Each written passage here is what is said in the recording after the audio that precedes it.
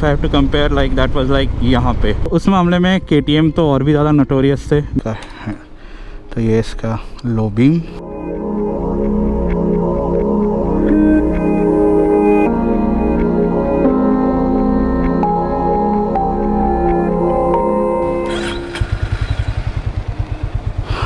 तो अभी टाइम क्या है, अभी है 1:30 बज गए हैं। So good afternoon. एंड आया था यहाँ पे बाइकहॉलिक प्रो गियर, क्या करवाने आया था ये जो है, ये इसको डिटेल में बता रहा हूँ। Hello and welcome to the vlog. और ये मैं आज कौन सा डेट है भूल गया हूँ, और ये वीडियो थोड़ा सा लेट आएगा। जब आप ये देख रहे होंगे उसके पहले मेरा 3 ट्रिप का जो 3 एपिसोड्स आने थे वो आ चुके होंगे। उसके बाद ये आ रहा है as a post trip touring feedback of this motorcycle, Honda CB350 RS. How's the touring feedback of this bike? अरे बाप रे, खतरनाक स्टाइल है इनका। ये है नोएडा सेक्टर 104 का मार्केट, मेरे घर से काफ़ी दूर पड़ता है ये। हाँ जी, तो टूरिंग फीडबैक कैसा है इस बाइक का, इस बाइक को लेके specially coming from the adventure motorcycling category.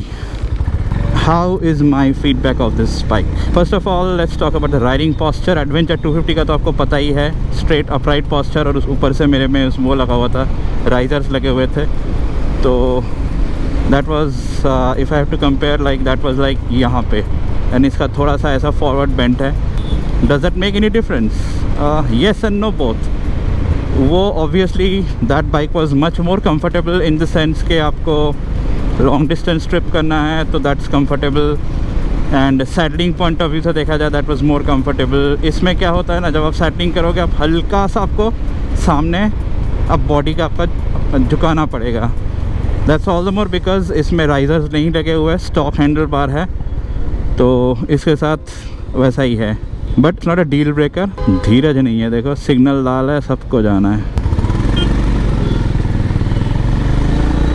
तो पता ही होगा मेरे को हल्का सा टेल बोन पेन का इशू होता था पहले, तो from that stand point I have not faced any problem because even though this is slightly forward length posture, but mostly आप अगर ऐसे कर लोगे ना थोड़ा सा, तो आपको पीठ को इंस्टेंटली आराम मिल जाता है, जो आपका लोअर बैक का जो इशू है। और बाइक को थोड़ा सा हल्का ऐसे उठ जाओ या सैडलिंग कर लो थोड़ा कुछ देर बाइक के ऊपर, तो इसमें उतना कुछ दिक्कत इसमें है नहीं, तो आराम से आप मैनेज कर सकते हो। जब मैं बहुत देर चला रहा था स्पेशली ऑन द हाईवेज़, तो मेरे कंधों पे थोड़ा सा पेन हो रहा था।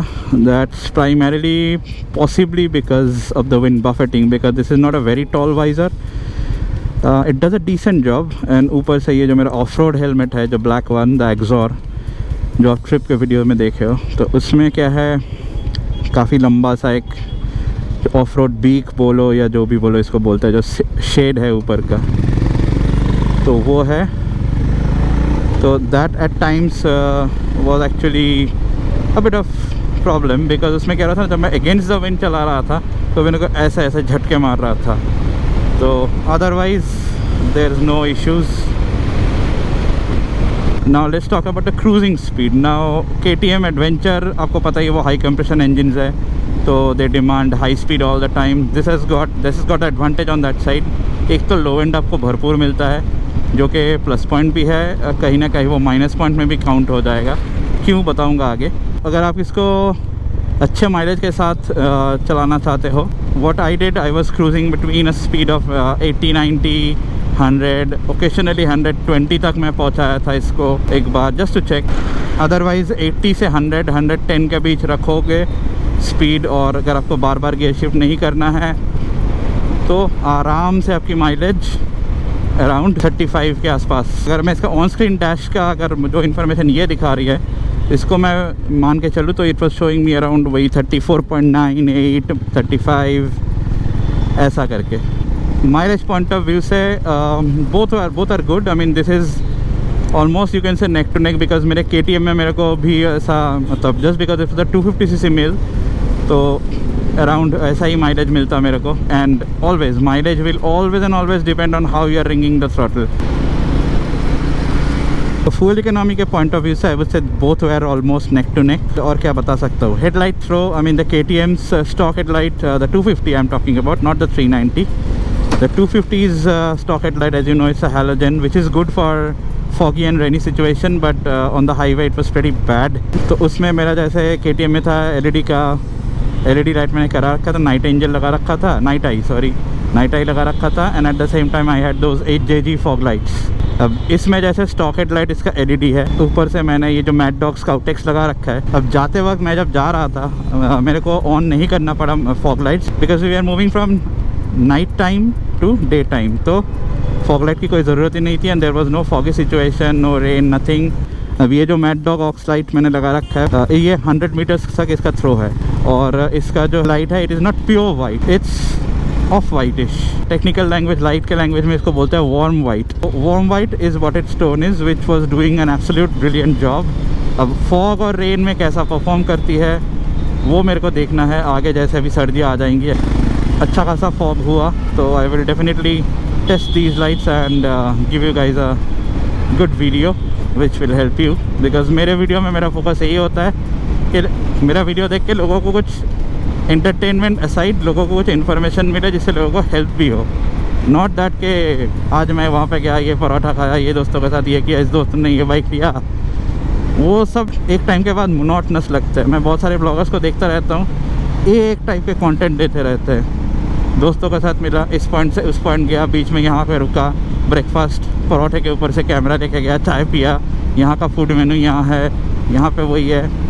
एक पॉइंट तक वो अच्छा लगता है, उसके बाद ना हद से ज़्यादा बोरिंग लगता है। ब्रेकिंग परफॉर्मेंस को लेके मैं थोड़ा सा ही बोलूँगा, बिकॉज सी इससे पहले मैंने जॉन से भी बाइक चलाया है, सब में आता है by brake brakes which is by Brembo, so it's by Brembo. इसमें आता है निसिन के कैलिपर्स। मेरे को शुरू में वो भी एक पॉइंट था कि कैसे होंगे निसिन के कैलिपर्स, पहाड़ों में कैसे परफॉर्म करेंगे। तो उस पॉइंट ऑफ व्यू से देखा जाए it absolutely met my expectations, exceeded बोल सकते हो। एंड फ्रंट ब्रेक बाइट इसका काफ़ी डिसेंट है अगर आप बहुत हाई स्पीड में नहीं हो।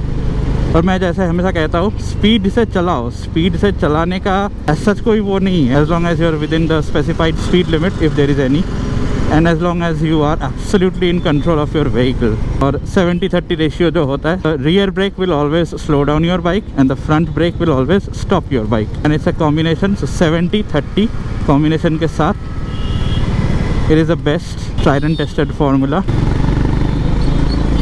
pickup, इससे याद आया pickup, how good is the pickup, and coming from a 30 bhp to a 20 bhp bike, is that downgrade bothering me much? Yes and no both। इसी में रिलेटेड जो मैं पहले बताया था, लो एंड टॉर्क का भी यहाँ पे थोड़ा सा रिलेशन आ जाएगा।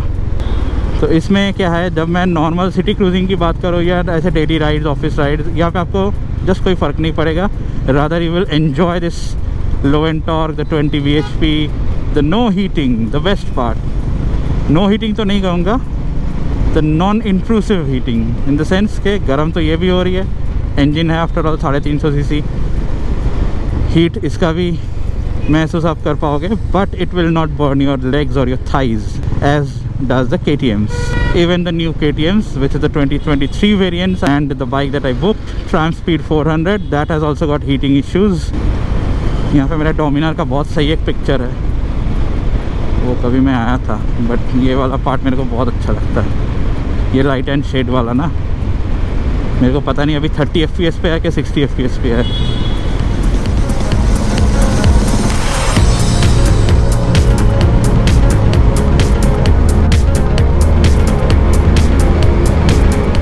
तो पिकअप वाइज जो मैं कह रहा था, it's pickup is decent enough for city roads and everyday usages and normal cruising and all. When it comes to overtake, if you are on third gear, it will give you a bit of pickup. जैसे अभी मैं fourth पे हूँ, चढ़ तो गया ये, but अगर मेरे को एकदम से पिकअप लेना है तो this third gear with those luggage touring time and all, उस टाइम पे थोड़ी सी आपको दिक्कत कर सकते हैं। तो उसका सल्यूशन है सेकंड गियर, या बहुत ज़्यादा रेस्ट्रिक्टिव है तो फर्स्ट गियर पे drop it down, move forward. अभी देखो मैं सेकंड गियर पे हूँ, मैं आराम से इसको ब्रेक दूंगा और आराम से ये बिना कुछ इस करे ये उठा लेगा इसको। देखो सेकंड गियर पे, अभी तो बाइक हल्की है, आराम से पिकअप ले सकती है, तो ऐसा नहीं है। और if it is with luggage तो समटाइम क्या करती है, सेकंड गियर पे थोड़ा सा ये बोलती है प्लीज़ शिफ्ट मी डाउन, बोलती है इन द सेंस कि it will let you know I need more torque. तो उस मामले में KTM तो और भी ज़्यादा नोटोरियस थे, बिकॉज़ KTM को तो लो एंड एकदम ही पसंद नहीं है। जैसे मैं इस पॉइंट पे रुका हूँ, KTM होता तो यहाँ से पूरा हीट फेंकती। गर्म ये भी हो रहा है, मेरे को महसूस हो रहा है heat, but it is not hitting my thighs. Okay, अब अगर सेम टॉर्क और ये जो 20 bhp वाला पार्ट मैं बता रहा था, उसको मैं अगर चढ़ाई वाले पॉइंट ऑफ व्यू से देखूँ, मतलब when you are climbing up a hill और maybe some uphill curve or something like that, if you are without any pillion or any luggage or anything like that, then तो फिर भी second gear it will do. But the day 2 में मैंने जो दिखाया था, जो मैंने टिफिन टॉप में गया था, it was a 45 degree angle. और इवन डे 1 पे जो मैंने दिखाया था, जब हम होटल में फाइनली अपहिल चढ़ा रहे थे, तब तो bike was completely loaded with luggage. At those points what was happening is second gear पे खींच नहीं पा रही थी, specially when it comes to U turns and sharp times and all, तब ये उठा नहीं पा रही थी। अभी देखो थर्ड गियर से भी उठा रही है। It is just pulling up fine. So that is the beauty of this low and top. But ये पहाड़ों में चढ़ाई पे नहीं हो सकती है। सेकेंड गियर पे इसका थोड़ा सा आपको पता चल जाएगा कि this is a low bhp bike.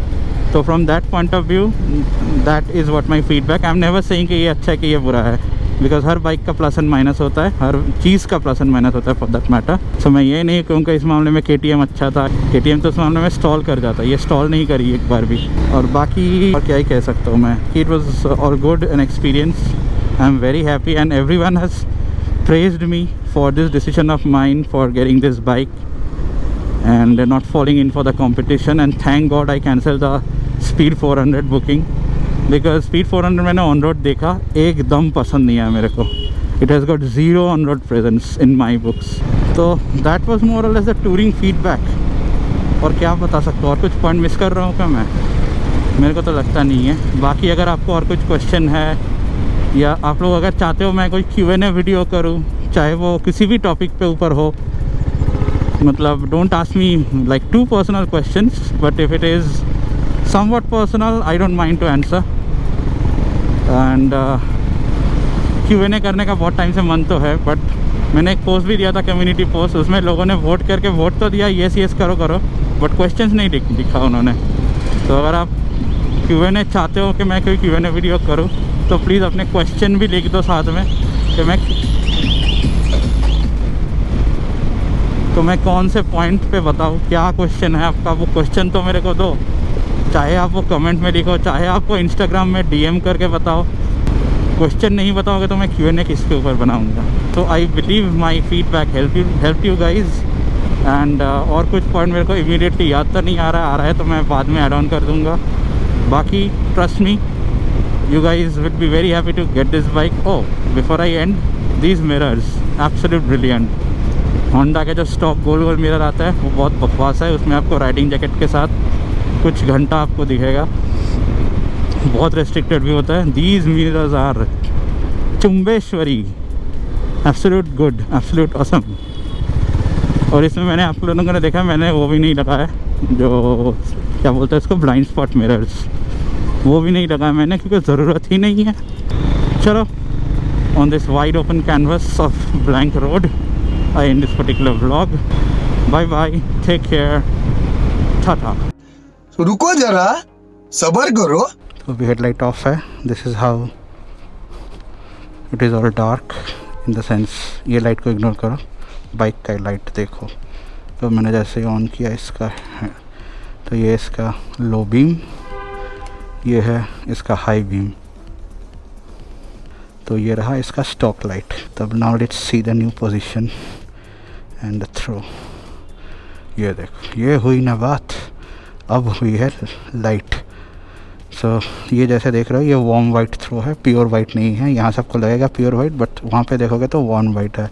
This is now it's doing the proper illumination. तो सामने से ये एक है, एक फ़ोटो भी खींच लूँ मैं।